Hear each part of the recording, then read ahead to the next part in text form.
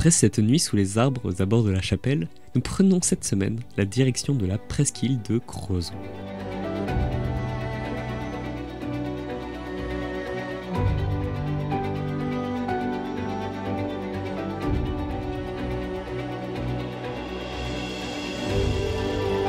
Bon, on vient d'arriver du coup à Crozon, enfin sur la presqu'île de Crozon. À Crozon, on est à Crozon, sur la presqu'île de Crozon, c'est rigolo. Bon, pour venir ici, on a eu pas mal de super beaux paysages. Bien sûr, ça rend pas aussi bien à la caméra que dans la vraie vie, mais c'était vraiment très beau, des paysages verdoyants avec au loin la côte et l'océan. C'était vraiment magnifique. Là, du coup, on s'est stationné, on va aller faire un petit tour de Crozon, on va aller visiter ce village. J'emmène avec moi l'appareil photo et puis je vous fais quelques petites images.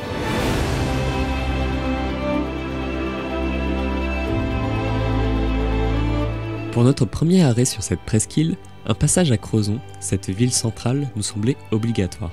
Nous sommes ici dans une petite ville comptabilisant 7300 habitants. Au sein de son petit bourg, nous parcourons quelques rues et faisons le tour de son église, l'église Saint-Pierre.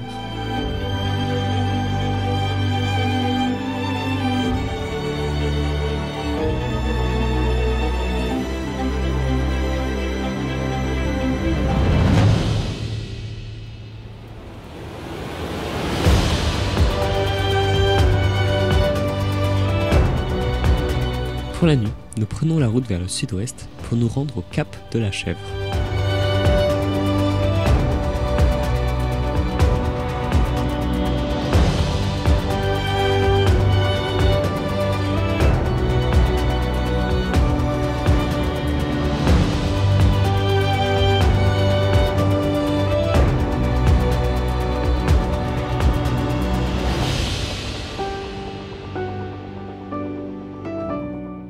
Le lendemain matin, nous traversons l'île pour nous rendre à Camaret-sur-Mer.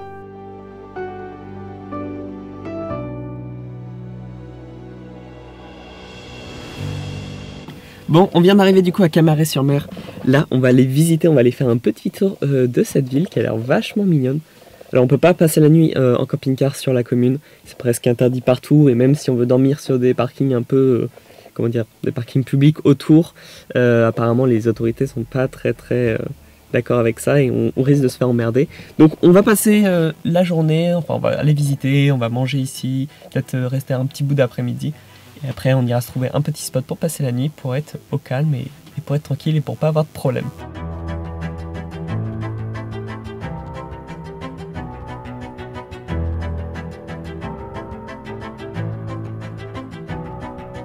Entourée par l'océan, cette ville de 2500 habitants est très reconnaissable, avec à l'entrée de son port, chapelle et tour. Cette tour, vestige militaire datant de la fin du XVIIe siècle, avait pour but, avec ses 11 pièces d'artillerie, de défendre le port d'éventuelles attaques depuis la mer.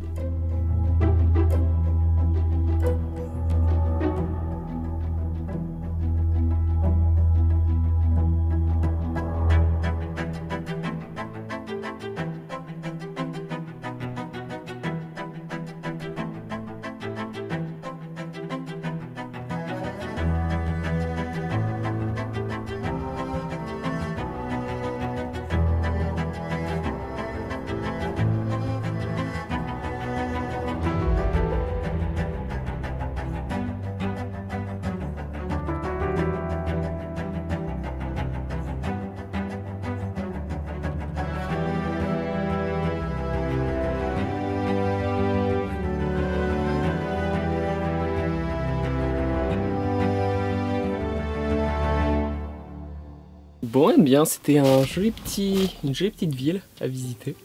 On en a fait le tour en un peu plus d'1 heure, 1 heure et demie, un truc comme ça.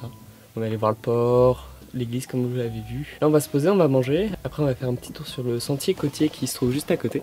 Puis après, on verra où est-ce qu'on s'avance pour la nuit et la suite du voyage.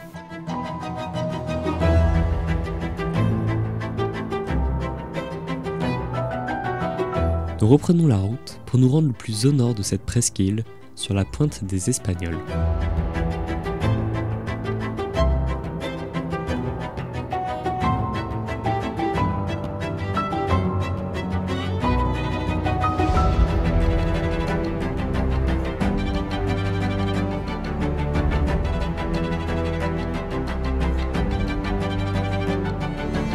Bon et bien après 45 minutes de route sur des petites routes de Bretagne sur l'île de Crozon, nous sommes arrivés à notre destination à Landevenek. Landevenek. Je ne sais pas comment on le prononce. Je suis désolé pour les Bretons qui regardent cette vidéo, je ne sais pas comment on prononce ce nom de village.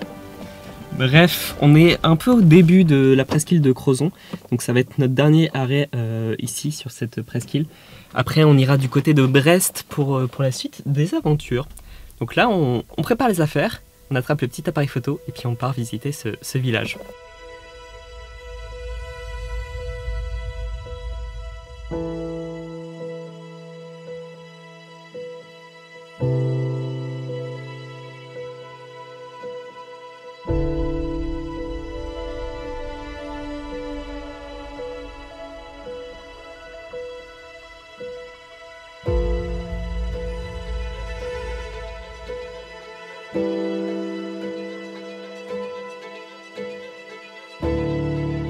Pour notre dernier arrêt à Crozon, nous visitons Landevenek, un petit village niché au fond de la rade de Brest.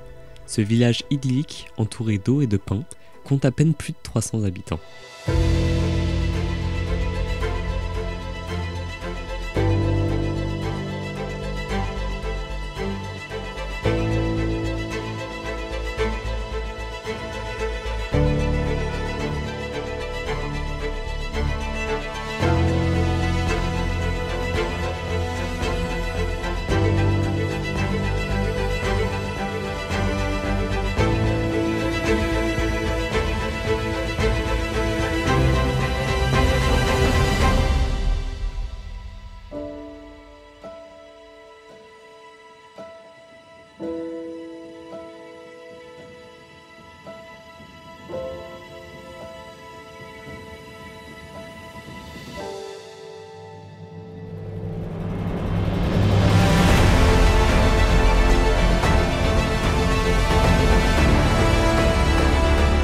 C'est en traversant le pont de Térémez que nous quittons Crozon.